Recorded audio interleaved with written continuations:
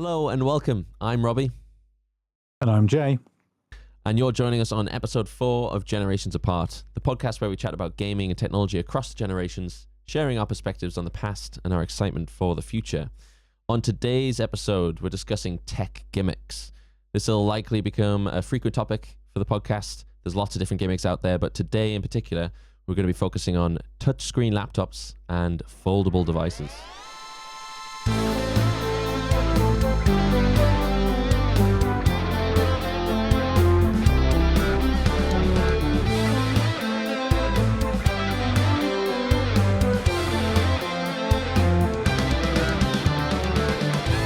Before we get into that, though, Jay, what's piqued your interest this week? Well, thank you for asking.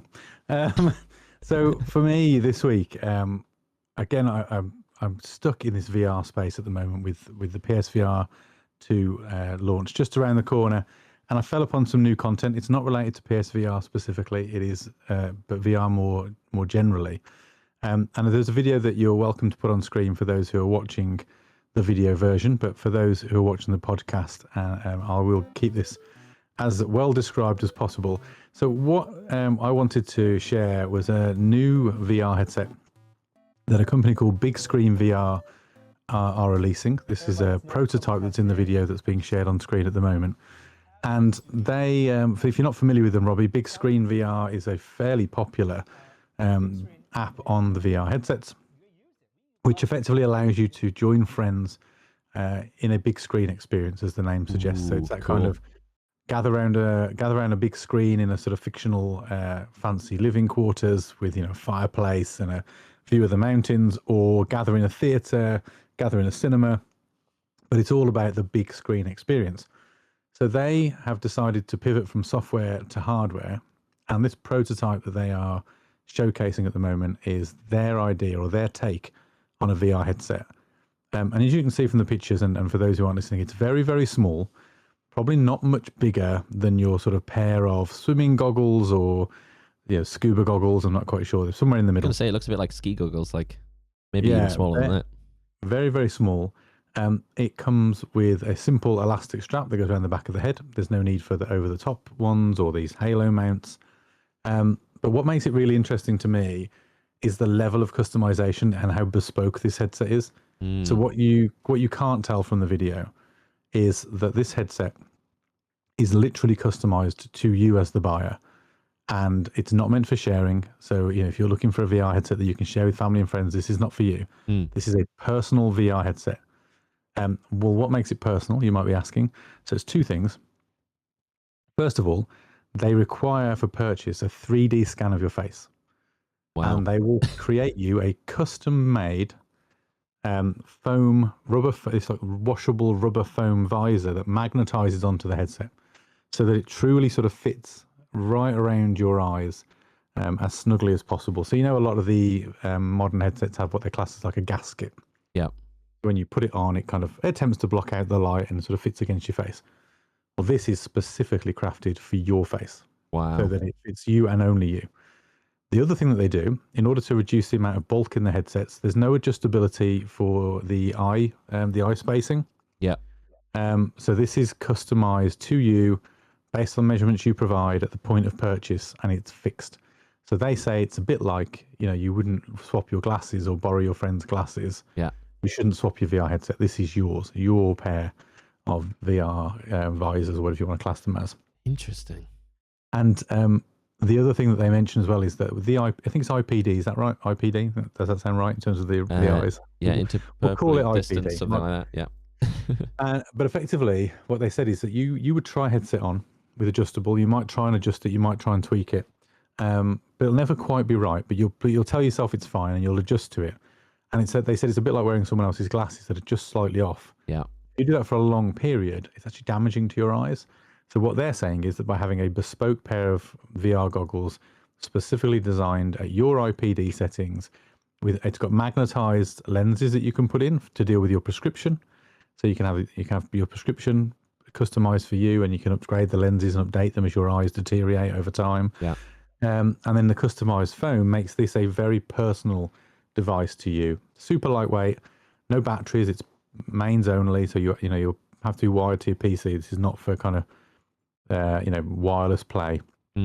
There are two 2.5K lenses, so 5K in total, and they use pancake lenses in order to give you. I think the sensor is only an inch wide. Wow. Or the screen, sorry, is only an inch wide, and it uses micro LED technology. So they sound really funky. Micro. They didn't discuss at all in the video how much these were. It might have been covered right at the very end. We can share the video and sort of link it in the notes. But I just thought it was really interesting. I'm be honest, my first opinion was, who's buying that? Because that's incredibly bespoke. There's a long lead time on purchase. And I did think, how can this company make money off these? Like, how are they able to offer this level of customization? Because if they want to sell these en masse, which any company who's making a product wants to sell it to as many people as possible, you're going to have a hell of a backlog trying to deal with all this customization and the inevitable problems that come with it when someone's 3D scan's not quite right and the foam doesn't fit, or the lenses are slightly out and it has to go back. Do you know the price on this? Maybe that's where, is it like a really expensive one? It didn't come to it in the video. It might be information may be available on the web, but I haven't searched for it. But I just thought that was a fascinating piece of hardware, a really interesting take on VR headsets, and completely pivoting away from the mass market appeal of something like the Quest, £400 entry level device. This is for your VR. This isn't even an enthusiast, is it? This is your VR pro, for want of a better word. This is someone who is extremely into their VR experiences and wants something entirely bespoke to them. There is bound to be people out there who want it, and if it's made well enough and the quality is there to match the customization, then I'm sure it will sell. But it seems to me to be quite a niche piece of kit. And it made me think about the Ready Player One movie and the book, those who've read it. Because in there they talk about, VR, the Oasis goes mass market, everyone's doing it. But everyone's doing it to different levels of experience depending on what they can afford. Yeah. Most people have just got a bog standard headset. They can get into the Oasis, they can do what they need to do. The enthusiasts or the pros or the people with money have got full-blown haptic suits, custom rigs. And I thought, oh, interesting. Is this the first move towards bespoke top-end VR equipment to enable you to have a sort of more privileged experience of the metaverse?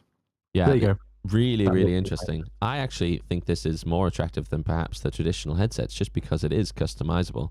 I do find that not every headset is as comfortable as it could be. It's not always set up as best as it could be. It's always a little bit blurry for me as a glasses wearer. This actually sounds really interesting. I would be tempted myself, to be honest, for something like this, especially if it's for depends on the price point, doesn't it? That's what it's going to come down to, and also the quality of the build. So what they're showing is a prototype. This clears some 3D printed parts. Which is not ideal. They wouldn't have that, I would assume, in the final build. But what kind of quality is this relatively small company going to be able to achieve? If this was Microsoft or Apple, you'd go, all in, because you would. Well, no, but the device quality, the build quality, the support, they're going to be around for a while. If Apple or Microsoft make something like this, the support for it's not going anywhere. My worry with this, from a company who's pivoted from making an application for VR to now wanting to make bespoke hardware with no background in hardware production, is that if this doesn't sell well, or if it flops, or they bury themselves in debt and they go under, you're stuck with a headset that no one can support. You can't buy new lenses for, because no one's going to make them. So I just wonder, it's a great idea, and if it takes off, it could be fantastic, and they could be huge, and they could be the next big VR maker, or they'll get bought by Meta or something like that. But if it doesn't, you could be stuck with a very expensive piece of hardware that you can't upgrade. And if one of the things you're reliant on, because you are a glasses wearer, is the ability to upgrade your prescription in the future, and you can't buy those anymore, you're kind of stuffed. So I don't know, maybe it's one of those to watch, see how they do. Do the people with more money than sense jump on it and prop the company up and allow them the platform to be successful? If that's the case, maybe there's something there. But I think it's interesting that there are smaller companies that are going to this, though, because is it Pico was the other one that I hadn't really heard of until recently. I don't. They're not from. Aren't they some? It's either China or something like that. They're not Yeah. your. They're not a complete nobody. Hmm. They're just unheard of, I think, Oh, and in like the in the Western West. market. Yeah. Um, but yeah, I mean, the problem with VR is we keep getting told that the reason why people struggle with from a hardware perspective is that it hasn't had that it's only got a niche audience. That the Quest was the breakthrough device that sold more than games, because certain games consoles ever have, Yeah. and that's put it on the map a little bit. But it's still not mainstream. It's still something that so few people have experienced. I don't know. It'd be interesting to see whether these sorts of devices are the things that help this break out, or do they just again appeal to a very niche audience, a very small. And this isn't gaming subset of the focused. VR This audience. one, is it? Because it doesn't have any controllers or anything. I think it does have controllers. Oh, it So does. further on in the video, you'll see them. Yeah, you don't see them using them or making a fuss about them. They look pretty generic. And again, what kind of research has gone into the hardware Yeah. for the hand controls? And I guess sensibly, these things should all be interoperable. We should be able to buy the Quest Pro hand controls and pair them with the big screen VR headset. Like, that's where you want to get to in the future. True. It's not where we are at the moment. It's predominantly designed to work on Steam's VR environment, so it's not designed for Meta's environment, which, again, not the end of the world. Steam's VR has got support for most of the stuff you'd expect to see on Meta. Yeah. Yeah, it just interested me earlier. I saw it and thought, oh, another headset. And I'll be honest, it wasn't until I started watching it that I realized how different this was as a product compared to a lot of the VR headsets we've seen released recently, which are all competing in broadly the same space. This is aiming for a completely different market.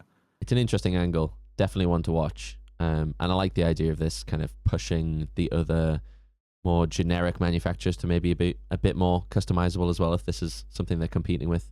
And it does end up winning lots of customers. So yeah, I love it. I'll be definitely keeping an eye on this one. There you go. Cool. So Robbie, what piqued your interest? So my interest this week, it's a video as well.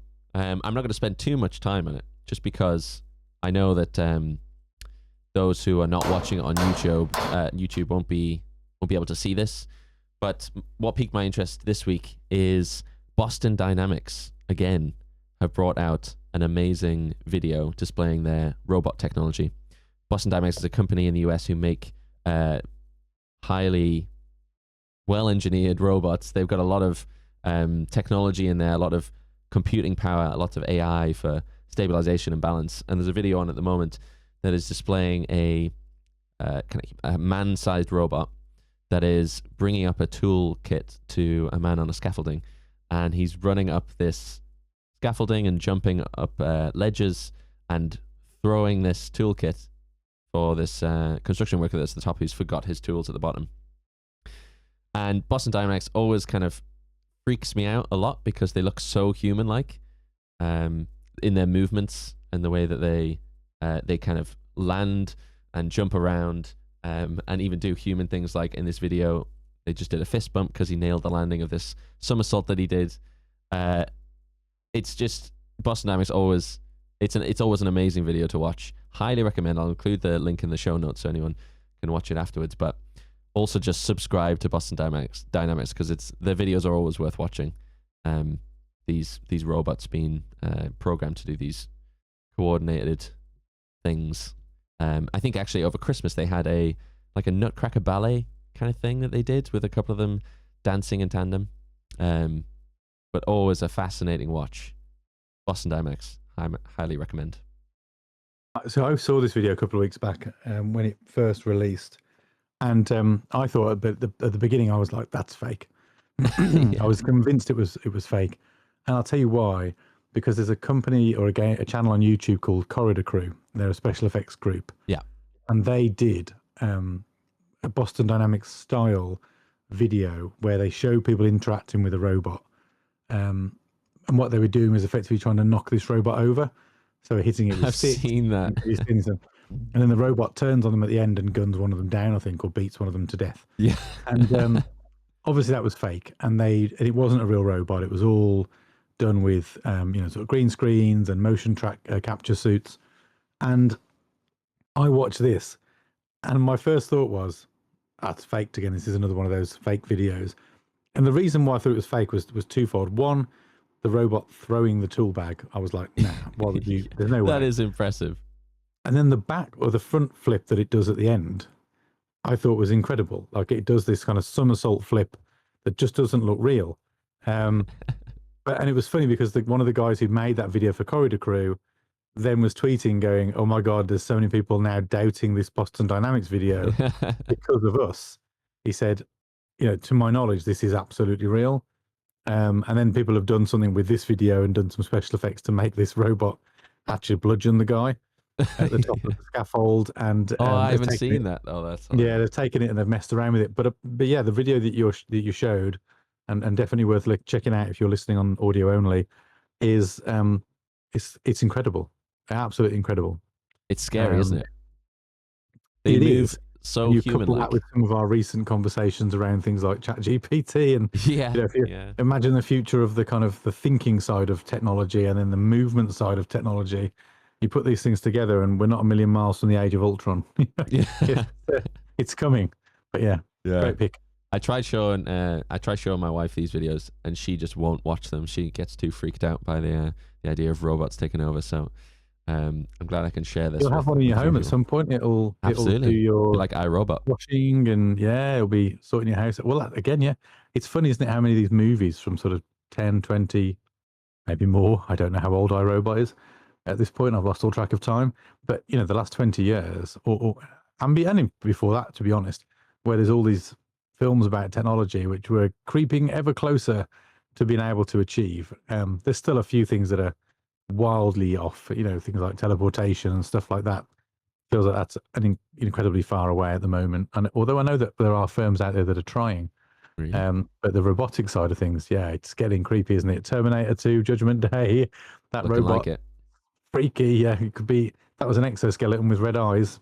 We're in a different ballgame. They have another, so this is like the human style robot, but they also have another one that looks like a dog. I think it's called Spot as well. Spot the dog. I've seen that. Yeah. They've been loaning that out as well. So I think you can buy them. You can buy them. Like you can actually just buy them. Yeah. And I think you have to tell them what the purpose is for, because obviously there's lots of ethical considerations that need to be taken by Boston Dynamics for who they sell it to. But Spot the dog can be purchased. I think they're about 80 grand or something.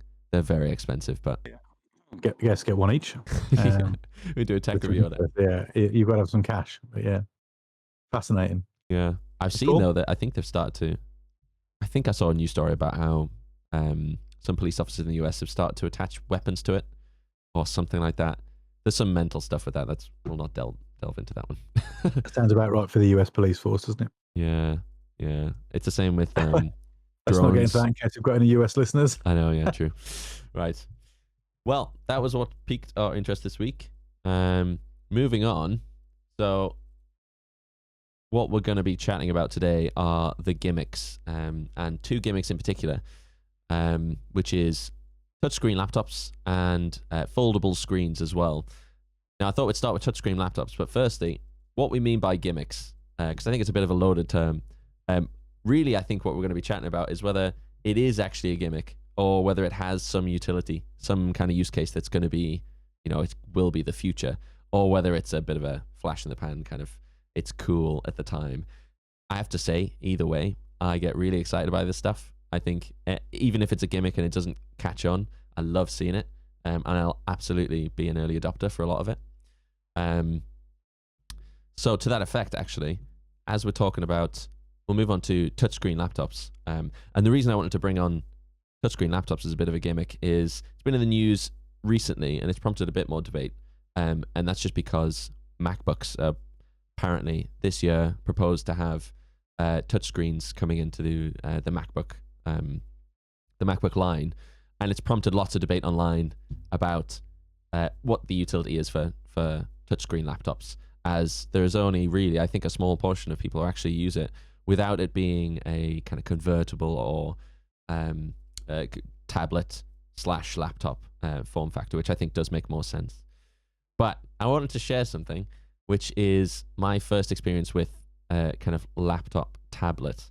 And this goes to the point about me being a very early adopter for it as well. So back in my uni days, we're talking 2012, there was a device that someone told me about, and then I immediately became obsessed with it. And so this is 2012. There is a device called the ASUS Transformer Pad, I think it was called. And I brought it up on screen so you can see what it looks like. It's essentially, it is a tablet keyboard combination. It looks just like a normal laptop, but you can detach the screen portion and have it as an Android tablet. And as I was saying before, I think this makes a lot of sense for the actual touchscreen laptops, where you can have both, the best of both, like a tablet and a keyboard. So I was a very early adopter for that, I guess, back in 2012, when Android tablets were absolutely terrible, and still, debatably are not the best these days. But it was incredible for me at the time. This was my only laptop at the time during uni, so I took all my notes on here. I read through lectures, slides, and I did everything on this, and really struggled through most of that, to be honest, just because the software wasn't there. But I just loved the form factor. You had a tablet and a laptop all in one. And I think that's the dream. That is the dream, of having one device to do both. But yeah, I don't know your thoughts on this kind of form factor, whether you saw anything like this at the time. As you were bringing it up on screen, I've got a vague memory of playing around with some sort of convertible laptop. I want to say I think it was a Lenovo, and I think it was I had access to it years ago through my former employer, and it was brought in as a bit of a dummy model, and then no one used it, and I tried it, and it was a bit clunky. I've never had a particularly good experience with even the detachable kind of transforming device. Really? So I tried the Surface back out in the day. Couldn't get on with it. Just didn't like Windows in tablet form. Didn't feel it was a particularly nice experience. Yeah. Similarly struggled with more modern HP convertible devices. Same issue, really. Just that the experience of using the touchscreen and writing on the touchscreen with the styluses just wasn't very nice. And a lot of that's probably down to the component parts. The touchscreens that I've always experienced on laptops or these convertibles tends to be, and I don't know what the display tech is, but it's not glass, it's not hard, there's a slight sort of membrane-like feel to it. It doesn't feel very rigid, and therefore doesn't feel very nice to write on. The accuracy just doesn't seem to be there either, at least not on the ones I've tried. I've got a convertible laptop for work at the moment. Just folds all the way around and becomes a tablet. I never use it in that format, and I'll be honest, I very rarely touch the touchscreen to navigate, unless the mouse pad or I'm the same. something is. And I'll be honest and say I also use my laptop closed half the time, and docked. I very rarely sit and use it as a dedicated laptop. So I don't know. I not great experiences. I can think of some transforming devices, which I'll touch on later on, that I have thoroughly enjoyed back in my youth. But at the moment, I'm not sure. And I'll pick up on your point around Apple. I cannot understand why they would do it, other than peer pressure from other laptops now, almost all being touchscreen.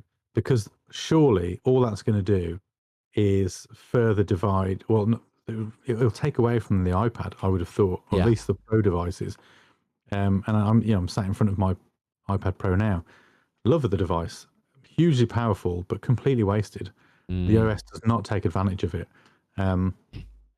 Equally, would I want that touchscreen baked into my laptop? Don't know.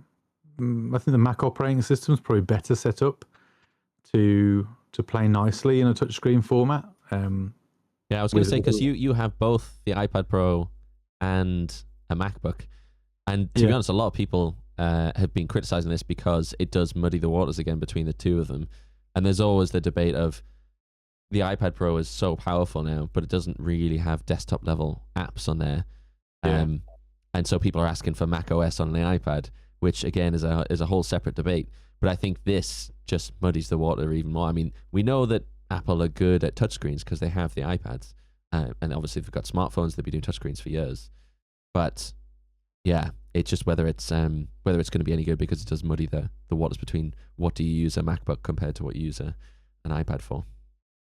Yeah, exactly, and that's the problem for me, is understanding what they're trying to achieve there.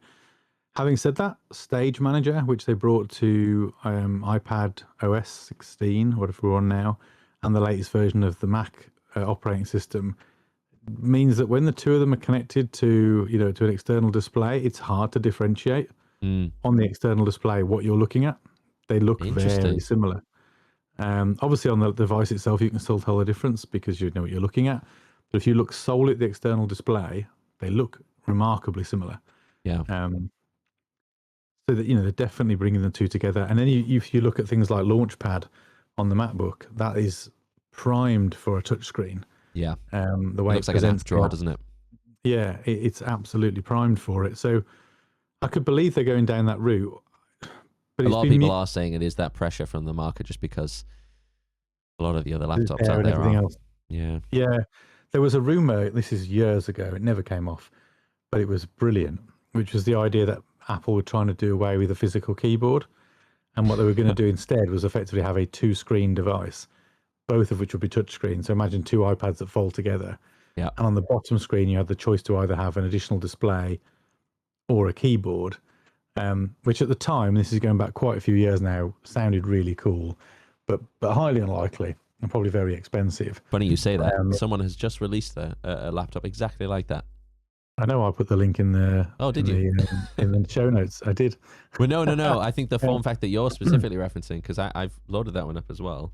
Let me just load it up on the side. But the form factor you're referencing, where it's like just two screens. Oh, okay. No, I've not seen that. I think I posted the.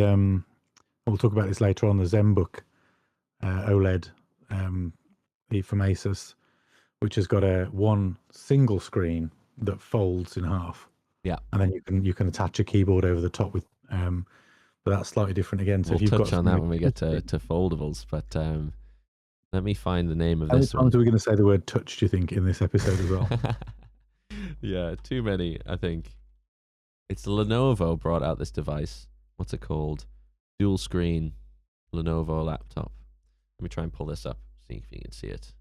It's exactly what you said as well, as you can have a second screen on the bottom, or and then you can turn that, you can put the keyboard on, and the whole glass strip at the bottom turns into a mouse pad. So this is what it looks like. It literally just looks like a sandwich, like two screens, and where the keyboard would be on the laptop is another screen. You can put a physical kind of keyboard that sits on the screen, or you can just use the screen as a little keyboard. But I can't imagine that's amazing. Yeah, it sounds incredibly similar to the one we'll have a look at later on, though, the Acer Zenbook yes. Foldable. But yeah, we'll come on to that shortly. Yeah, I guess to sort of answer your question on the Apple piece, I can absolutely see them doing it. I don't understand why they would do it in terms of what that means for the iPad. At least the Pro line. I think the normal iPads are fine. The smaller form factor for people will always want iPads. But why would you need the iPad Pro and the Magic Keyboard and all that good stuff if you could just buy a MacBook? Yeah. Because frankly, by the time I'd finished buying my iPad Pro, and the Magic Keyboard, I could have bought a MacBook. Yeah, 100%. They're not cheap. So it starts to raise those questions, doesn't it? And I'll be honest, the I can't remember what the technology is or what they name it now. Is it Sidecar? Maybe it's Sidecar. Yes. Is that where you've got the two devices connected to each other? Tandem. That's great. And it works 90% of the time. For some reason, every so often, a copy and paste won't work, and there's no apparent reason for it. And little things like that are niggly. But having the two screens together does work really well. But we're deviating, so. Yeah. Sorry. No. It's all really interesting. I'd like to see like a convertible version of like a MacBook. I think if you fold it all the way around, it became like a tablet. But then they have the same issue with the iPad, in that the iPad doesn't have desktop level apps yet, and the MacBook won't have many apps that'll support touchscreen yet, or make better, like amazing use of that functionality on the MacBook. So it feels like they would be missing from both devices. They would be missing some kind of apps that are really taking advantage of it. And for example, would the MacBook with a touchscreen support the Apple Pencil? If that makes sense. And I'll be honest again, folding a laptop all the way around to become a tablet is fine in principle, but it's not a comfortable mashing the keys on the back. because you've got all these keys on the back that you tap in, and it's thick and it's bulky. It's not a good tablet experience. Yeah. It's a compromise in order to have it all in one place, isn't it? You are heavily compromising. The other thing as well is screen ratio. So just quickly touching on, iPads are traditionally, I don't know what the exact ratio is. It more akin to 4:3 than the traditional laptop, which is closer to a 16:9. Yeah. So again, you're not quite getting the same experience if you have a touchscreen MacBook. That there is differences again and trade-offs. It'll be interesting to see. I'll be surprised if they do it because of the iPad's existence. But and if they do it, I'll be keen to see how they articulate the value. Oh, there'll be an amazing marketing line for it, I'm sure. It'll be named something hilarious. Yeah, I mean, I'll be honest, and this is why we talk about these things like being gimmicks or utility. I absolutely, if we're going to label these now, I think a touchscreen laptop for me is a gimmick. Yeah. I cannot see a practical day-to-day use for them. Now, I'm benefit from having laptops and iPads, and so I've got the benefit of both. I guess if you didn't have that and you desperately wanted to draw or take notes, then it's a compromise again in terms of an experience, but you could do it. But it feels gimmicky to me. For most people, a touchscreen and a laptop feels like a bit of a waste. I'm the same. We should get like a because I think we're going to do these gimmick episodes every so often because there will be more gimmicks coming up. We should have like a stamp that's like Jay says gimmick. Some sort of sound. Yeah. For me, touchscreen laptops gimmick. Robbie, what about you? Yeah, I think the same, with the exception of convertibles. I do think convertibles are quite useful as a touchscreen. But isn't that basically the iPad? I mean, the one thing I would say is that you're right in that Windows is rubbish for touchscreen generally, because the software isn't really. I mean, it's getting better, but it isn't really set up for it. And also, I find the hardware is definitely nowhere near as good as like an actual tablet. So, as you say, like the touch sensitivity, and there's always like, doesn't really feel like you're writing on the glass, like there is a barrier between or something. It's a bit raised from the glass or something. Is always been my experience with touchscreen laptops. So I definitely get that. I think it's because it's always an add-on. It's not really the focus of the device. Whereas something like iPad, it's made to be a touchscreen device. That is how it's built. That's what its purpose is. So it's definitely a lot more attention on how well that is achieved. But yeah, so I think probably for now it is a gimmick. But maybe one day all Windows laptops will do it really well, and we'll be surprised.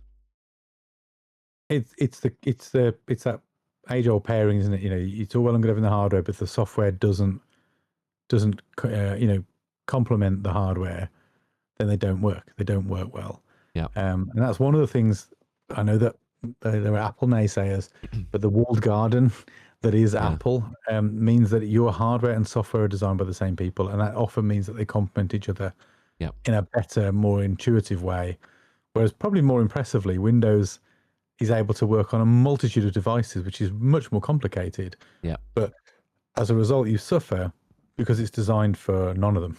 Yeah. It's designed for all and none of them, all at the same time, because there's nothing that's designed within that operating system to take specific advantage of the hardware that it might be running on. And then it's left to the developers or the hardware manufacturers to try and find ways to write their own programs to make sure that their hardware is optimized. And I hate nothing more than opening a new Windows laptop and seeing loads of crap from the manufacturer baked into the operating system. Me too. I used to be one of those people that would then just flat out format that device and put a vanilla version of Windows on it to get rid of all the weird stuff that had been baked in by the manufacturer. Yeah. This is going back years. I maybe wouldn't do it now. They're a little more advanced, but back in the day, it was just entirely unnecessary stuff that was bundled into your OS. It's the same on the mobile side of things, isn't it? With the iOS versus Android, and the only kind of vanilla Android you can get is for the Google phones, which again has the same thing where the hardware is made for the software as well. But the likes of Samsung and others, they definitely chuck on a bunch of bloatware. In fact, I think I saw Samsung was in the news recently for their one of the latest devices, the one that we talked about recently, the S23 line. I think it was like 80 gigs of system storage already used up from the OS, which obviously for phones is quite a lot, because they don't have huge capacities out of the box. They're definitely more these days, but for a lot of phones, that's like a quarter of the storage of the entire phone. So yeah, I get the whole bloatware debate. Off on a tangent, but I think the PS5's got a 1 terabyte hard drive, of which you only get access to 830 gig or 870 gig, which is bonkers when you consider there's no games baked in. It's just an operating system. Yeah. What is that doing? Wow. Why is that so intensive? But anyway, that is intense. Jeez. Cool. Well, so that's our labels for touchscreen laptops. Both thinking pretty gimmicky. Although I'm an optimist, so I think there might be hope for it yet eventually. I'm not convinced of touchscreen laptops. I think the next topic you're going to move us on to now is maybe where the potential is. Yes, and so I thought I'd save the better one till a second, because I think we've got a lot more to talk about this one. It's much more exciting, and I'm very excited about this space, and I've been very tempted to purchase some of these devices. But we're talking about foldable screen devices now, and I think the first really in this space to commercialize it was Samsung.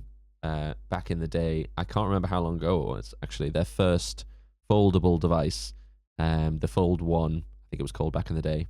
I'm going to bring up on screen, actually, the latest version that came out, that's the Fold 4.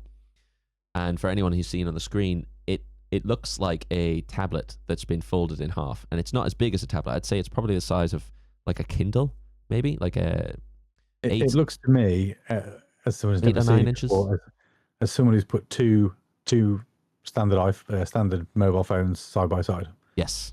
Yeah. That's if you're trying to picture the size, I guess that's probably more akin to the size of the device, isn't it? It's two smartphones touched together lengthways, so that you creating that kind of book-like experience. Exactly. So when it's folded up, it's normal phone size, and you have a screen on the outside as well, so you can use it as a normal phone. Just seeing this gentleman here who's getting a shave whilst he's watching a video. You can see the screen on one side, and the camera is on the other side. So when it's folded, you have the cameras on the back and the normal screen on the front. But when you flip it open, you have one quite large screen in the middle, 7.6 inches, as it says, actually. I'm not sure what size the iPad mini is, but it's probably close to that, actually. I was going to say that sounds about the size of the iPad mini from memory. It was 7 or 8 inches, I think the iPad mini was. What I really enjoy about this is they are selling a dream of the one device to do it all again, or at least combine two devices, where you have a mobile phone, like a smartphone, that can be your tablet as well, which to me is incredible. Literally having a tablet in the pocket that you can just fold up. Now there is obviously it's still very early stages for this kind of technology, but what enables them to be able to do stuff like this is these OLED screens, which over the years have become amazingly efficient, and they are super thin and super flexible. So a lot of these folding devices will be OLED, because you can't do it really with any other technology. The challenge they had originally, and there was lots of hilarious stories that came out at the time about well, there is a crease down the middle, so that's one thing to note. So when it's flattened out, you can see a bit of a crease in the middle where it does fold, which if you catch the light can be quite ugly. But when you do have the screen on, it's supposedly invisible. But back in the day, the very first one, it actually started to crack down the middle, because it's not only the OLED screen that needs to be foldable, it's the glass that sits on top of the screen, which, like we were discussing before with touchscreen laptops, was a bit membraney, a bit sticky. It didn't really feel like glass from what I saw in the reviews at the time. But yeah, they started to crack and crease in the middle for the very early tech. So the feat of engineering to be able to do something like this, the actual foldable screen's impressive, but it's always about the hinge that's really important with these devices, because the hinge is what determines whether it's going to absolutely snap it in half, or whether it's going to fold it gently enough that you can fold it. And I think they're rated for 300,000 folds or something, which is about 10 years of the phone. I think is what they say. That's an incredible feat from an engineering perspective, though, because I can't think of many materials that I've ever sort of handled or worked with, from a crafting perspective, where you could fold it backwards and forwards over and over and over and over again, and not either cause increased sort of creasing or folds, or as you said, eventually just it breaking. You can do that to metal, you can do it to plastic, you can do it to paper. Like all these materials will have a tolerance, and after so many folds, they deteriorate, they break, and they pull apart. Yeah, 300,000 folds. If that's the number that's correct, that's a lot. So I'm surprised by that. I wonder whether the screen looks as good and stays as good throughout those 300,000, or at what point actually that wear and tear starts to show. It might be that it breaks at 300,000, but does it look as good as the first fold? 200,000. Yeah, whether the crease starts to impact the actual screen. From what I've seen, because I have seen a couple of these in person, the screen looks incredible. I mean, OLED, if you've got any experience with it, is a fantastic screen. I think almost all iPhones are these days. Certainly Samsung's. The iPad Pro's an OLED as well. Well, the latest actually is mini LED. Is it? Yeah. So they moved away from iPad. I think it's for the contrast ratio, and OLEDs have amazing contrast ratio, but I think it's for the brightness that you get with mini LED. Mini LED. Yeah, and they're pursuing that. I think I read something the other day actually that Apple are increasingly looking to make their own. They're looking to rumored to be making their own screens now, aren't they, to try and move away from their dependency on Samsung and other providers. Marques Brownlee did a great video on that the other day, actually, didn't he? Where he was talking may well have been the video that I watched. The different buckets, because traditionally, a lot of traditional mobile phone manufacturers, they get component parts from people. So they'll get a processor from like Qualcomm, they'll get screens from LG or Samsung, they might get some other hardware from some other company, and then they'll put them all together in one phone. The issue with that is, as we just discussed, nothing's really made for that device, whereas Apple has gone the complete opposite side of things, where they're going to be creating everything themselves. Like they have their own phone chips, they make a lot of the chassis and the hardware, and there's only a few things that they really outsource. The screens is outsourced to Samsung and LG, I think. So they're all made for iPhones, but they're apparently going to be starting to make their own. What they're starting with, I don't know if you heard, is micro LED. So mini LED is what's on the iPads, which is already really impressive, especially for the amount of brightness you get. But they're a bit bigger, the actual LEDs, than when you have bigger LEDs as opposed to really tiny ones, or OLED, which is individually lit pixels. It means you get a little bit of a glow around. So if you have like a white object on a black background, you get like a glow around it. Micro LED is supposed to be as good as OLED, but extremely bright. So I'm really excited for that as the next level of tech. But apparently they're going to be developing it for the next Watch Ultra, the Apple Watch Ultra. And that might be one of the first ones I think that they're going to be making themselves, which I think would be quite interesting. Anyway, I think we digress a little bit. But screen technology generally is incredibly impressive at the moment. The OLED stuff just blows my mind that it enables you to be able to fold it like this.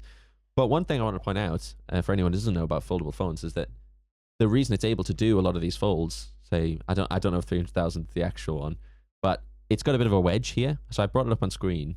It doesn't fold flush like a buck. It folds, I don't know how you would describe that, more like a triangle, but a very kind of narrow triangle. So you have a bit of a wedge between the screens, and that's what protects it from cracking. So yeah, again, massive feat of engineering to actually create a hinge to protect the screen enough and have this little bit of a wedge so it doesn't break it over time. But this was Samsung were the first ones to release something like this, and since then, there's been lots of other devices that have been brought out that are using this technology as well. One thing I was going to show just before we go on to what I know you're excited about, which is foldable laptops, laptop screens, that is there's another version. So another version of foldable screens for phones. This is the fold format, which is that buck style format. But what you can also get is Samsung have released a flip phone, which is like the traditional flip phones we used to have back in the day, like the Motorola razr. Motorola razr, yeah. I was going to say the razr's the one I always think of. But that Hello, format, Moto. yeah, exactly. And to be honest, I'm going to show you that one as well, because they re-released the Motorola razr as a foldable screen phone. And if you can see this on the screen here as well. picture the Motorola Razr, but it's one giant screen that folds in half. And I have to say, I think this is not the format I would go for, just because it's the size of half a phone, which most pockets can fit a normal phone in. So I can't see the utility for that. I would prefer the fold style things, but it's just interesting that this apparently is the more popular format for foldable devices, is this flip style, whether it's for nostalgia purposes or the fact that it fits, half a phone kind of space in your pocket. But yeah. I'd love to know the demographic that's buying it, because I don't know that it is necessarily nostalgic purchases or nostalgia purchases. Because to be nostalgic for that, you've got to be of a certain age, my age probably. I remember Motorola's in school. Yeah, but I bet they were probably tail end of their life by the time you were getting into them. No, I think when it first came out.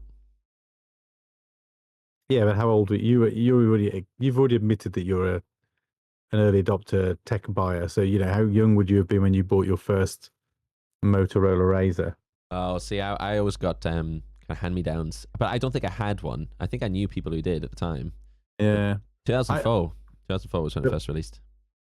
I wonder, because I know that the marketing around the folding phone, if we're talking about how we're trying to differentiate the two, but it's been about the idea that you can use it for sort of easy selfies. It's that kind of, it props itself up and stuff like that. And the other thing as well is, let's not forget, a current mobile phone doesn't fit too well in a small purse.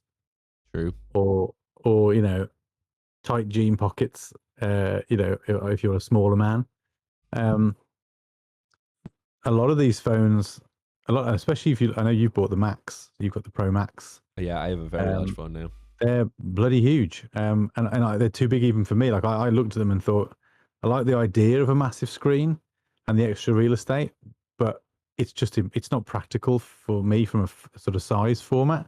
So I can imagine taking, your standard iPhone and folding it in half, and that form factor being appealing for a lot of people who aren't that bothered about maybe watching things on their phone or having that large screen, who want the efficiency of a camera and a FaceTime device or a communications device that they can just drop in the bag and go.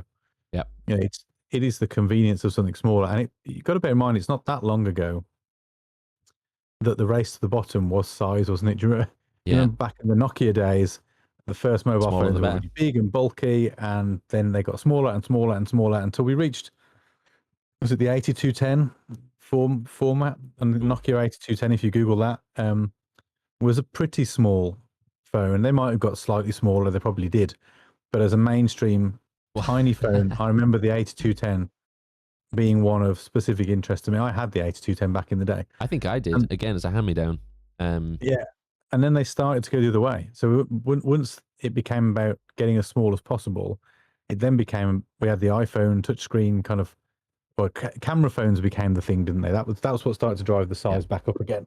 So I remember then having a K800 or something like that. I think it was a Sony Ericsson. And I was going to say, this may be a consideration for the topic of gimmick and foldable to an extent, perhaps. Convertible, we'll call it transforming. I had the Sony Ericsson P900. Don't know if you remember this device. I don't. Again, for the benefit of the video, you can bring it up if you want to, but I'll describe it for those listening. The Sony Ericsson P900 was effectively broadly the size and format of an Apple iPhone. That's one of the earlier, smaller Apple iPhones. It had a full touchscreen.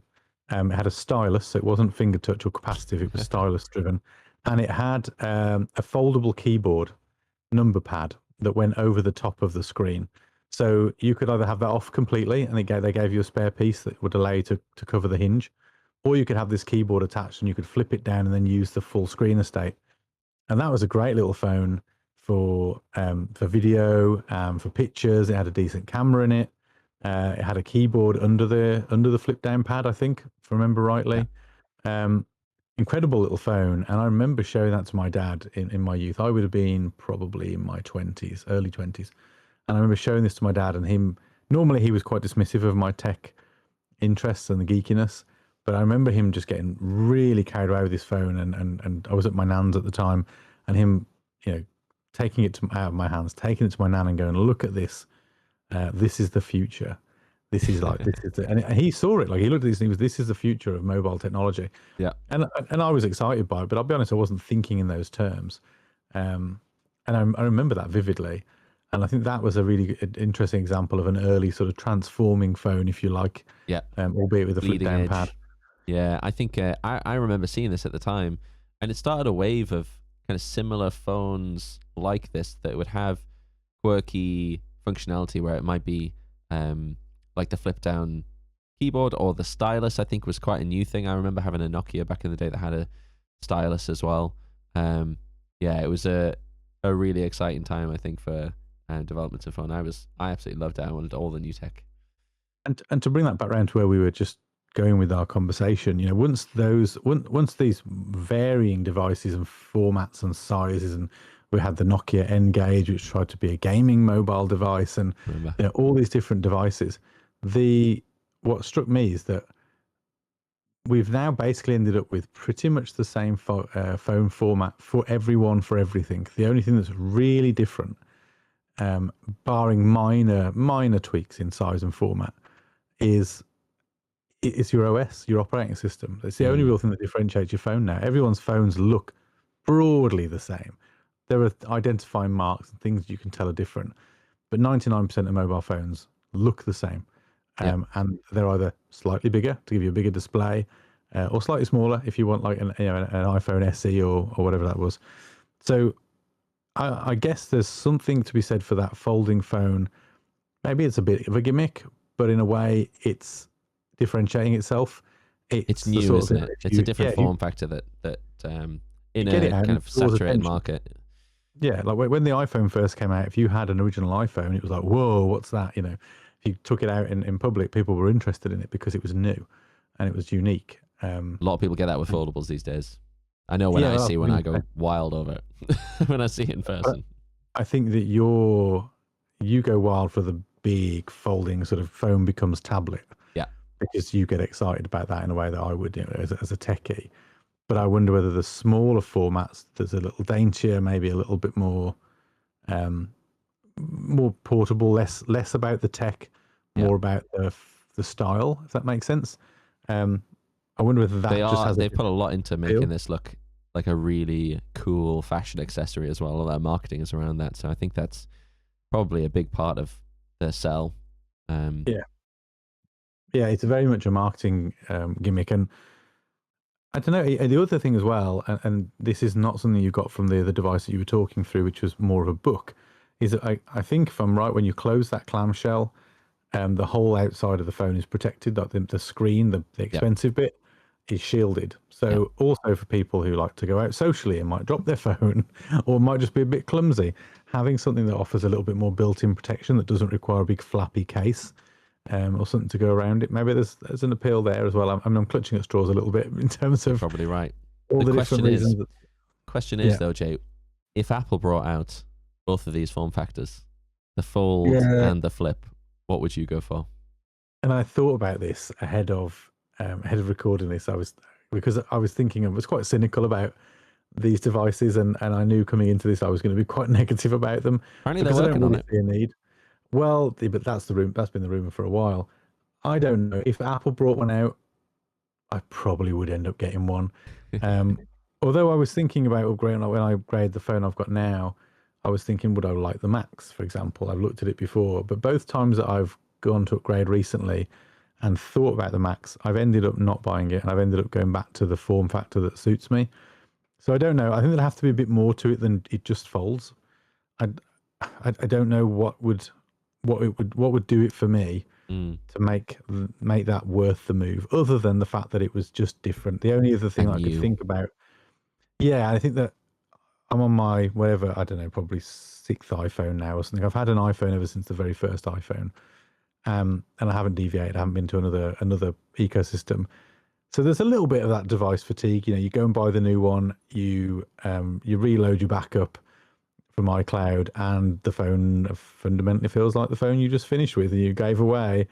It's a little faster. it's cleaner. You know, you've got a new case because the form factor's slightly changed, so your old stuff didn't fit anymore. But it very quickly becomes a familiar and sort of samey device. So maybe there'd be That's something kind of what I in. was after, though, because I think they last for ages because of that reason. Because you can live with an iPhone for a very long time and not really miss anything.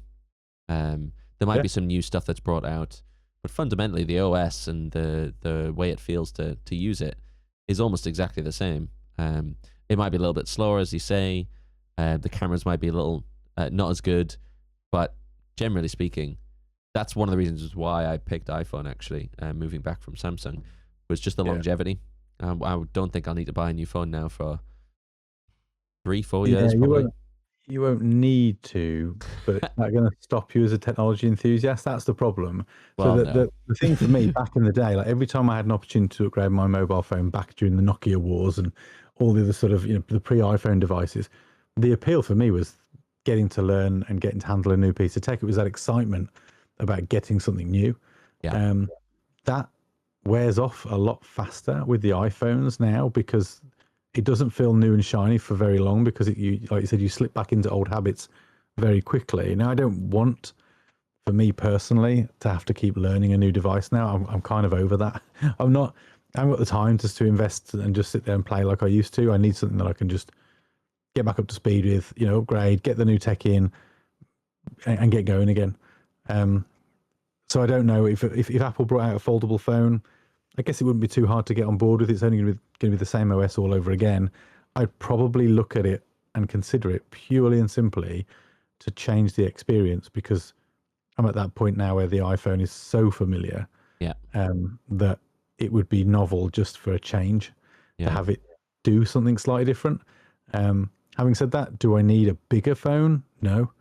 My phone is more than big enough for what I use it for. I've got tablets, a MacBook, a work laptop, a personal PC. I don't need any big devices. I've got those. Yeah. Although I could see why other people might want that kind of all in one. I No, might I be do. more tempted to go for something that folded down to something a little smaller, potentially. Yeah. But I don't think I want the sort of thickness, the girth in my pocket any more than I do the length of the phone. And I really shouldn't have used length and girth in back-to-back sentences. But you know what I mean? Like I don't know that actually folding a phone in half, because it's not going to have the same thinness, if that's a word, of the iPhone. It's going to be double the thickness, presumably. I don't know if that's going to feel very nice in the pocket. It's like having a bulky wallet. There's something slick about the iPhone being relatively flattened and sort of sitting nicely in your pocket, sorry. So I don't know. Yeah, I did think that earlier. I thought to myself, what if Apple put one out? What would you do? And I would think differently because that appeals to me. Apple's tech appeals to me. I'd have to go and handle them and see whether or not I liked it. Yeah. I worry because, again, the iPhone has that nice, it's glass, it feels premium, the touch interface works really well. I'd want to see how that felt on a foldable screen and how different that was. I think that's why they've waited so long. So they're on the 4th iteration of the Samsung one. Yeah. Which is, I don't think they brought them out year on year as well. So we're talking maybe 5 years of innovating around the screens, the hinges, and everything. And I think that's why Apple they traditionally always wait fairly long to bring out any new features, anything that's quite popular in the market. One, to see if it's popular, but two, so they can actually make it good rather than hopping on it too early, even if it's very much Samsung rely on the early adopters for this stuff, kind of forgiving them a bit for any issues that they might encounter with this new early tech, like the cracking screens and all that. But yeah, I think it'd be interesting to see it. I probably would get one if I'm honest. It is the dream for me to have a foldable tablet, I think, in my pocket. I think that would be ideal. But I don't have a tablet at the moment, so I think that is very much because of the space that you're in and your interests, though. I don't think that, I could be wrong, I don't think an iPad mini folded in your pocket is what most people want from their mobile phones. maybe. I don't put myself in that most people bucket. I'm probably more with you. I'm like, wow, that would be really cool. But I think that, I don't know. Maybe, well, let's see. Maybe we may never find out. But if we do if they do release one, let's see how it takes off. It feels to me like it would still be a niche audience that's looking for that bigger foldable device. Maybe. Maybe more for professionals. It would probably fall under the pro bucket, I would imagine. Yeah, they look sort of thing you can whacking imagine. pro on something. Yeah, but I could see that being a pro device. Yeah, 100%. Absolutely. Moving on to bigger screens, bigger devices, moving away from mobiles. I know you were particularly excited about this one. You sent over the link for this article here, which I also, I think this is a really cool form factor as well. We talked about laptops, touchscreen laptops, but they're now introducing foldable screen laptops where it is just one big screen that you can fold in half. A bit like the Fold, but obviously huge laptop size. So what I think with this one, this is the ASUS Zenbook 17 inches, I think, isn't it? Is that right? Yeah. You can tell me if I'm wrong. So this is a fantastic bit of innovation. I won't be buying one. Crazy expensive and Windows. So no real appeal to me there. But I did really like it, and I did watch it with a tinge of envy. I thought, I wish I was into that space. So the just for those who aren't watching the video, the device is basically a large single screen that folds over on itself, as we've just been talking about with the phones, to create that kind of laptop feel. And it comes with a keyboard that kind of snaps onto the device. So you can either use it as one big screen, and it's got a little stand, and you can put the keyboard in front of it and use it as a large widescreen. Or you can turn the device and bend it on its hinge to fold it into a laptop kind of format, have two screens, or have a screen, I think it's a screen and a half, or nearly a half, and a keyboard. Yeah. So it's got lots of different form factors that you can sort of transport this thing into.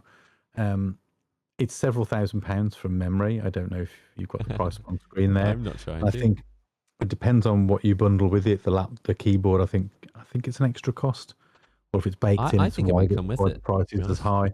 Yeah, it's a really cool looking device, really interesting idea, and I just like the fact that it, from a utility perspective, so to come back to our utility versus gimmick. Yeah, it's not cheap. The utility versus gimmick piece, I think, is the interesting one here, because I think this is incredibly good from a utility point of view. Yeah. If you imagine taking this somewhere where space is a premium, then you go for a laptop mode. You go to a coffee shop or into a meeting room or your home office desk where you've got a bit more screen, a bit more space, then you could fold it and use it in landscape mode and have it as a larger monitor with a keyboard and mouse, and it would feel more like a desktop computer. Because that's always the thing for me with laptops is I almost always dock a laptop and use it with multiple external displays, because that's the experience that I prefer. I like a keyboard and a mouse. I like a larger screen. So working on a laptop as a laptop, I often find quite restrictive. So I like the idea with this, that you can use it as a laptop where you need to use it as a laptop. But if you're in an environment where you've got a little bit more space, you can turn it very quickly into something that feels like more of a desktop experience, a more traditional desktop experience. And I really like that about this. So for me, this is a really interesting device. Whereas if we're going to come back to our stamps and our verdicts, I would probably stamp folding phones right now as a gimmick. Really? I know that we're perhaps in different camps here, but this laptop, I think, has, I would say, is more of a utility. This one, 30,000. 30,000, yeah. Yeah, I would say this is more utility, and I think this is not a gimmick for me. Whereas I would say the mobile phone is a gimmick. Yeah. Where do you stand? I don't think the phones are a gimmick. I think they are going to be the future. I think you might be right with the fact that I am more focused on the foldable rather than the flip, so that the tablet in your pocket rather than the clamshell kind of fold. Just because that's always been my dream, is to have like a tablet in your pocket, where I recognize a lot of other people are focusing more on space in their pocket and the convenience of having something that's foldable and protect the screen. In fact, I spoke to someone the other day who bought a flip phone, and when she bought it in the shop, they said that nobody buys the folds. So it doesn't surprise me that that is the more popular form factor than the clamshells, I guess. It's just, I really, really want to fold. I think they need to get thinner. I think the problem with them at the moment is they basically feel like picking up two mobile phones together, don't they? They're generally pretty close to, putting an iPhone on top of an iPhone and picking it up. Yeah. That's the kind of thickness. Maybe not quite that thick, but not far off. And I think that's the problem is you pick it up and you go, that's really bulky for a phone. Whereas people aren't looking at it and going, that's really small form factor for a tablet. Do you know what I mean? Whereas when you look at the flip phone, you're going, that's really small for a phone. Then it folds out to be the size you expect a phone to be. Yeah. Because that's how we've all been trained now. iPhones are massive today compared to phones as they used to be, and even compared to themselves. But people think that they're not because they've gradually increased in size and grown and got larger, and they've just become the norm. Yeah. And that's become the thing that everybody has. So a foldable significantly changes that. A flip makes it perhaps more appealing and portable, which is what a mobile is meant to be. Whereas the foldable is taking you towards the tablet, like you say. And if you haven't got a use case for an iPad or an equivalent, a Samsung tablet or whatever it might be, then I guess people are like, why do I need that extra size? What am I going to do with it? True. True. But it's interesting that's what the sellers are saying, is that the flips are selling better than the folds. I think the flips just have a kind of a more appealing aesthetic, I guess. So yeah, I guess different sides of the camp. Then I'm definitely on the not gimmick side for the phones. I actually think that the foldable screen laptops at the moment are a bit of a gimmick, and that's mostly because it's Windows, and I don't think Windows is often set up to handle this stuff. So I've already seen a couple of videos where it's a little bit glitchy as you're going through the different different form factors that you can manage on this. So the clamshell is a bit funky. Then you snap on the keyboard. It takes a second to just click in. I don't think it's as seamless as you might like. And again, Windows is just not the best really for anything touchscreen. So I do think they have a challenge in that side of things, that it's not. I think it is a bit more gimmicky at the moment. I think it would be far more rare to see someone with this device than it would be to see someone with a flip or a fold phone. Yeah, but to be fair to that, that's probably also because one of them £3,500, and the other one's around the grand mark. Like, there's a bit of a difference in terms of the price point, and the use case. Everyone has a phone. Not everyone has a laptop. Many probably do now, but not everyone does. A lot of people just operate on a tablet or a mobile phone or an iPad or whatever is sufficient. I can see that though, and I can see from a sort of a tech experience point of view the challenge there. To me, the reason I called that out as utility was more the form factor. So I can have a small and portable laptop-like experience, or I can almost break it out and then have a larger screen experience. I almost dismissed in my head using it as a foldable, as a sort of folded dual display, if that made sense. Yeah. It was either a laptop or a bigger screen. Yeah. Which is probably not right, but yeah, and this is the beauty of what we do, isn't it? Is that it's completely subjective. It's down to your personal opinion. So interesting that we found ourselves on different sides of the divide there in terms of gimmick versus utility. Something I was going to show as well. Actually, this isn't the first device to do this. Interestingly, so the ThinkPad, Lenovo's ThinkPad has done this, and this is the second iteration that's coming out. The ThinkPad X1 Fold, and it's very similar to the other one. What I really like about it though is when it folds up, it's almost A5 size. So think of like your traditional notebook size. But they really spend a lot of time doing like the detail of it. So I think it's like a leather thing, so it looks like a leather bound notebook when it's all folded up. It's a very good looking device, and it's Lenovo as well. So the ThinkPad line has always been kind of I've not seen that before. That is interesting. Yeah, they've been the forefront for kind of professional computers and laptops, often bought by businesses for many years. It even has the orange dot device though, because it looks boring, doesn't it? Yeah, I suppose if you often work with it and professional, but it looks boring at the same time. It does. I always thought that about the ThinkPads though, especially with that little orange button in the middle. It reminds me of like really old school laptops that you would get back in the early 2000s. Yeah, exactly. The mouse nipple. Yeah, absolutely. But there you go. Cool. Well, I know we're coming up on time, But there's one thing I wanted to show just on this whole foldable and transformative kind of tablet and phone. Yeah. And that is rollable screens. I don't know if you've seen these before. They're a very new concept. They aren't commercially available yet, but often at like CES and other tech events like that, Samsung and LG, as the screen makers in the market, are showing off different types of screens that can support this. And I'm actually going to bring up a very quick video, and I'll describe it for those who are listening instead of watching. Let's see. I'll show you. I'm going to put that on mute. So it's a screen, looks like a tablet size screen that someone's dragging out and extends it to a more traditional monitor style screen. So it's you literally pulling out the screen and rolling it out, and it's OLED again that's able to do this. Yeah. And in my head, I'm likening this to the experience of rolling out like an old camera film. You know, you'd pull it out of the case to reveal and extend the film. Yep. It feels like, yeah. I mean, I've not seen these before, so this is new to me. I'll be honest. My instant reaction is gimmick. I'm like, why would I need that? Less so in the laptop, maybe, but the phone that's doing the shrinking and expanding, I don't get that. I'm not sure why you. And there's not a lot of media that takes advantage of that. I would have thought, especially the taller form factors. I hate any device that plays video in some sort of cropped format that cuts the video away. I don't like letterboxing and stuff at the best of times, but I prefer it to the idea of having half the image that I can't see cropped off. I'm not really sure where I'm at with the rollables. I think I'd like to take it away to think about it, just so that I can make sure that I've thought of all the possible use cases. But my initial reaction is, don't get it, gimmick. But I haven't had enough time to properly digest it and really think about where it might be practical.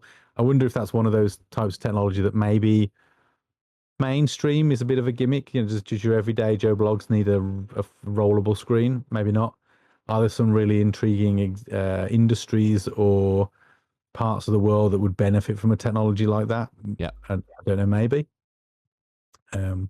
Struggling with rollable screens a bit.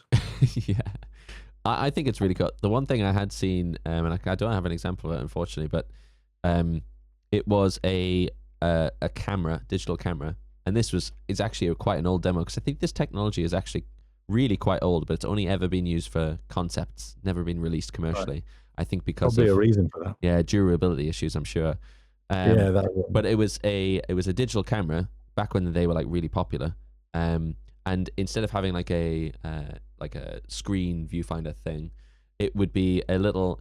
You wouldn't see the screen at all, and you would roll out the screen by pulling it out, as if it would be like a stick, and you would just roll out the screen. You know, a bit like those gimmicky pens where you might have like a map that you roll out from this pen, or an image of some kind. It's like that, but it was a screen, and there was a camera on one side, so you could just pop it out, get your viewfinder, and then have the camera as a bit of a stick. Which I thought was an interesting idea. Obviously, of its time, I don't think digital cameras are really that popular now that all smartphones have amazing cameras on them. But there you go. There you go.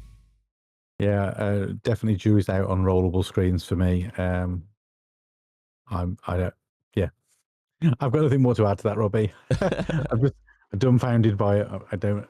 I'll give it some thought, but it's exciting technology either way. This is what I mean about. I just get excited about any of these, even if it is a gimmick. I think I like it, and I'm like, that's cool. I'd like to handle one and have a go.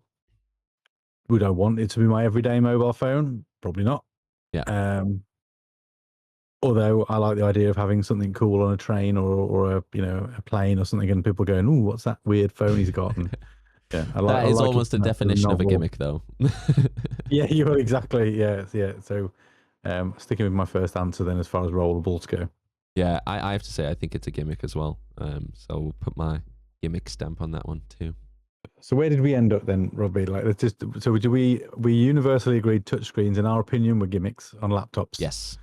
We are split on foldable and flip phones. Yep. I think they're not gimmicky. You think they are. You think they're utility. I think they're gimmick. We are also split on foldable laptops. Yep. The other way around, The surprisingly. way around, yeah, interestingly. And then we both think that the rollable screens are a bit of a gimmick. Yeah, there you go. Okay. We'll watch this space as well. We might have updates in future if there's newer, more utility-based use cases for them. I am more than happy to admit when I am wrong, and if someone can persuade me otherwise. Soon like as I said, Apple releases one. When Apple sticks a logo on one of those devices, I will no doubt pivot, and rollable Apple iPhones will be the best thing I've ever seen. But no, we'll see. We'll see. I'm not a complete, it's not like a religion to me. There are certain devices I've looked at from Apple and gone, what? Not many, I'll be honest. I own most Apple products, but anyway. Well, we'll not delve into the XDR displays and the £1,000 stand. Anyway, I don't have one of those. To be fair, I don't have one of those. Okay. Thanks, Robbie. Interesting. Some interesting stuff. Yeah, no, I think that's all we had for this episode. So thanks for hanging out with us. And don't forget to subscribe on YouTube and all good podcasting services so you don't miss an episode. And you can check us out on Twitch at JNRobbie, where we'll be streaming 3 times a week, playing a variety of games. Thanks again, and we'll see you next time.